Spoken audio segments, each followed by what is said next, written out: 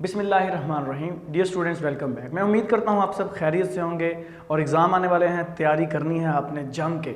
और याद रखिएगा कि जैसे ही ये चैप्टर पूरा ख़त्म होगा तो हर वीडियो के एंड पर मैं क्रैश प्रोग्राम दूंगा जिसमें एमसीक्यूज़ और शॉर्ट क्वेश्चन मौजूद होंगे और आपकी प्रिपरेशन यानी कि टेस्ट प्रिपरेशन में बहुत ज़्यादा आपकी मदद होगी ये एक क्रैश प्रोग्राम के तौर पर, ताकि एक ही वीडियो के अंदर आपको सारी इंपॉर्टेंट चीज़ें मिल जाए और अपने टेस्ट सिस्टम पर बहुत ज़्यादा फोकस कर सकें। आए तो आज के इस पहले लेक्चर में जो हमारा सेकेंड चैप्टर का है, जिसका नाम है बायोलॉजिकल मॉलिक्यूल्स। स्टार्ट करते हैं अपने पहले लेक्चर को। याद रखिएगा, बायोलॉजिकल मॉलिक्यूल्स किसे कहते हैं? बायोलॉजिकल, बायो के मॉलिक्यूल्स यानी जिंदा चीज़ों के अंदर जो मॉलिक्यूल्स मौजूद हैं उन्हें बायोमॉलिक्यूल्स कहते हैं। उनकी स्टडी हमने पूरे चैप्टर में करनी है और जिस ब्रांच में इन बायोलॉजिकल मॉलिक्यूल्स को स्टडी करते हैं उसको बायोकेमिस्ट्री कहते हैं। तो सबसे पहले देख लेते हैं बायोकेमिस्ट्री क्या होती है। बायोकेमिस्ट्री के अंदर हमने स्टडी करनी होती हैं दो चीज़ें। नंबर वन, केमिकल कंपोनेंट्स और नंबर टू, केमिकल प्रोसेसेस। किसके? Of living organisms. जिंदा जो चीज़ें हैं ना जी, जिंदा जितनी भी चीज़ें हैं जिनमें लाइफ है, सोल है, रूह है, उनके क्या पढ़ने हैं? उनके बॉडी के कंपोनेंट्स, कि उनकी बॉडी किस चीज़ की बनी हुई है, और उसके साथ साथ हमने पढ़ना है उनकी ज़िंदगी में होने वाले प्रोसेसेस, रिएक्शंस। ये सारा हमने किस में पढ़ना है? बायो केमिस्ट्री के अंदर पढ़ना है। तो सिंपली आप ये भी कह सकते हैं, study of chemistry of molecule present in the living organism is called as biochemistry. इसका क्या फ़ायदा है? इस ब्रांच का हमें क्या फ़ायदा है?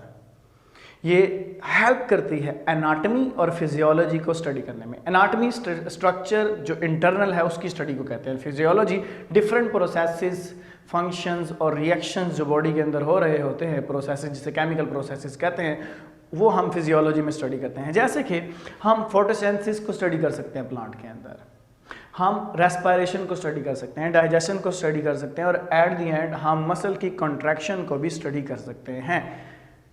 क्योंकि जितने भी मॉलिक्यूल जिंदा चीज़ों के अंदर मौजूद हैं वो मॉलिक्यूल्स की स्टडी कर ली जाए तो हमें समझ आ जाती है कि उनके अंदर क्या प्रोसेस चल रहा है, क्या खिचड़ी पक रही है।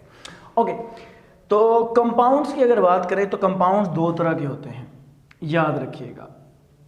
एक को आप कहते हैं ऑर्गेनिक और दूसरे जो कंपाउंड हैं उसे आप कहते हैं इनऑर्गेनिक। बहुत ही आसान है, सिर्फ आपकी तवज्जो चाहिए मुझे। Organic compound and inorganic compound क्या होते हैं? Let me tell you in very simple words.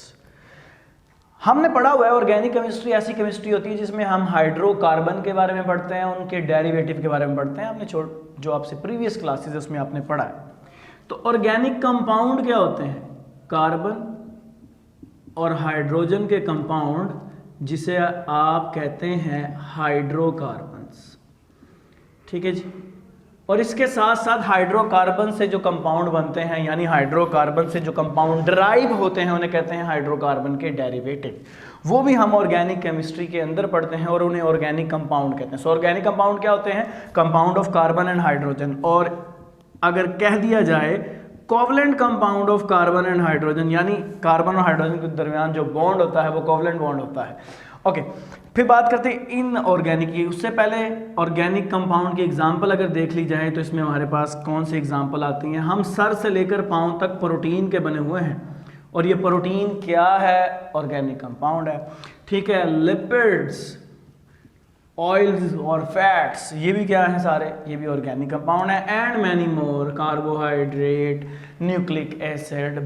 Detail से इस चैप्टर में हम इनको देखेंगे। फिर बात करते हैं इनऑर्गेनिक कंपाउंड की। तो इनऑर्गेनिक कंपाउंड में हमारे पास आता है वाटर, वाटर के साथ साथ वाटर, और वाटर के साथ साथ हम इसमें पढ़ते हैं साल्ट्स एटसेट्रा और काफ़ी चीज़ें।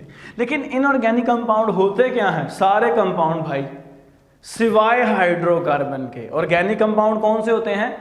जो हाइड्रोकार्बन के कंपाउंड होते हैं, यानी हाइड्रोजन और कार्बन के। और इनऑर्गेनिक कौन से होते हैं? Other than hydrocarbon. हाइड्रोकार्बन के अलावा जितने भी कंपाउंड होते हैं वो इनऑर्गेनिक में आते हैं। ओके जी, तो इसके बाद हम चलते हैं एक बहुत ही इंपॉर्टेंट डेफिनेशन के बारे में। देखें, हर चीज़ जो ज़िंदा है वो अपने माहौल से कुछ चीज़ें लेती है और बॉडी में ले जाने के बाद कुछ चीज़ें बनाती हैं, न्यू चीज़ें बनाती हैं, यानी बॉडी में लेकर जाती है, उससे कुछ नया बनाती है। और कोई भी जानदार कितना कामयाब है डिपेंड करता है वो कितना स्ट्रॉन्ग है अपने माहौल से न्यूट्रिएंट्स, खुराक लेने में। जितने ज़्यादा अच्छे से वो बाहर से न्यूट्रिएंट्स ले सकता है वो उतना स्ट्रॉन्ग ऑर्गेनिज्म है। याद रखें, हर जानदार के अंदर मुख्तलिफ तरह के रिएक्शंस हो रहे हैं, प्रोसेसेस हो रहे हैं। किसी रिएक्शन में बड़े मॉलिक्यूल को छोटे मॉलिक्यूल में तोड़ा जा रहा है और किसी रिएक्शन में छोटे मॉलिक्यूल को इस्तेमाल करते हुए बड़े मॉलिक्यूल्स बनाए जा रहे हैं। खैर, लेकिन ये जितने भी रिएक्शन किसी जानदार के अंदर हो रहे हैं उसे कलेक्टिवली आप कहते हैं मेटाबॉलिज्म। यानी अगर मैं डेफिनेशन करूं तो हम कहेंगे sum of all chemical processes, chemical कीमियाई प्रोसेसेस। ठीक है जी, प्रोसेसेस की जगह वर्ड रिएक्शन भी यूज कर सकते हैं आप। तो जितने भी रिएक्शन जो कि बड़े ऑर्गेनाइज्ड, बड़े वेल मैनर्ड तरीके में हो रहे हैं, बड़े सीक्वेंस के साथ हो रहे हैं किसी जानदार के अंदर, उसे मेटाबॉलिज्म कहते हैं। और इस मेटाबॉलिज्म की टाइप होती हैं दो। एक को आप कहते हैं एनाबॉलिज्म और एक को आप कहते हैं कैटाबॉलिज्म। ये दोनों क्या हैं? ये मेटाबॉलिज्म की टाइप है, एनाबॉलिज्म और कैटाबॉलिज्म। फर्क क्या है? एनाबॉलिज्म के अंदर छोटे छोटे स्मॉल सिंपल मॉलिक्यूल्स मिलकर बड़े कम्प्लेक्स लार्ज मॉलिक्यूल बनाते हैं। तो सिंपली आप क्या लिखते हैं कि ऐसा प्रोसेस जिस पे सिंपल मॉलिक्यूल्स को इस्तेमाल करते हुए कम्प्लेक्स मॉलिक्यूल बनाए जाएं उसे कहते हैं एनाबॉलिज्म। ठीक है, for example carbon dioxide, water, सूरज की रोशनी में प्लांट क्या करते हैं? इन दोनों को इस्तेमाल करते हुए C6H12O6 प्लस ऑक्सीजन बनाते हैं। और ये C6H12O6 एक बड़ा मॉलिक्यूल है जो इन छोटे मॉलिक्यूल के मिलने से बना है, तो इसको क्या कहते हैं? एनाबॉलिज्म। लेकिन एक चीज नोट कर रहे हैं आप, इस रिएक्शन के दौरान सूरज से लाइट आ रही है और उसको इस्तेमाल करके इन दोनों को बदला जा रहा है ग्लूकोज के अंदर, और ये लाइट एनर्जी क्या हो जाती है? स्टोर हो जाती है। तो इस रिएक्शन के दौरान, एनाबॉलिज्म के दौरान एनर्जी एब्जॉर्ब हुई है, इसलिए इसको आप कहते हैं कि ये एंडोथर्मिक प्रोसेस है। Endo mean inside, therm mean heat. ऐसा प्रोसेस जिसमें हीट बॉडी के अंदर आती है उसे क्या कहते हैं? एंडोथर्मिक। या हीट हीट की मौजूदगी में वो रिएक्शन होता है उसे आप क्या कहते हैं? एंडोथर्मिक। इसका उलट देखें तो ऐसा रिएक्शन जिसमें कोई बड़ा मॉलिक्यूल छोटे मॉलिक्यूल्स में कन्वर्ट किया जाएगा, एक कम्प्लेक्स मॉलिक्यूल ये सिंपल मॉलिक्यूल में कन्वर्ट होगा, तो इसे आप कहते हैं कैटाबॉलिज्म।